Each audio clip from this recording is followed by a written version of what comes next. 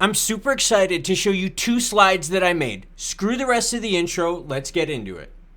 So earlier today I did a video talking about how we still have high inflation looming over our heads, and it's not just something that's in the United States, this happened all over the world. Well, the majority of the viewers of this channel are from the United States or from the UK. So what I did was I made a chart of inflation, all right, CPI data stuff, that is the same time period for both countries. Now I'm going to show you several really neat things about this slide and the next one that's going to really open your eyes to inflation, its impacts, and time frames. All right, so same time period, you could see the US hit peak inflation first, all right, several months before the UK did. The UK also statistically hit a higher inflation. So not only did the US hit peak inflation first, but they also have actually retraced from it quite heavily. You can see the red lines here, right, following the trend on the way up and down. It looks very symmetrical. But on the UK, you could see it didn't ramp up as fast, but look at what happened. It kind of leveled off near the top. So the UK has hit inflation first and seems to be reeling back from it first. The UK hit inflation later. It's also seemed to be flattening out a little bit.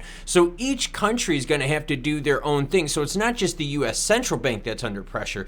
The UK central banks are under pressure as well. And we know, right, that other countries are in this same thing, maybe not of the same exact looking charts, but they're all dealing with high inflation because of all the money that central governments and governments had to put into their economies while things were shut down and acting funky for a few years. So the reason I made these 2 slides was to show you that the big inflation problem, right, that the world is dealing with is being dealt with in different time frames, different intensities, different clawback periods. So the things that you see with central banks and feds around the world is going to be increased monetary tightness. Why? Because they got to get it back on down to manageable levels. For the US, by the way, it is a 2.0 target rate and we're sitting at 6.5. But wanted to share with you these 2 visuals that I are working on. They're both like for like time frame wise and show you peak inflation and how much the clawback has happened since then.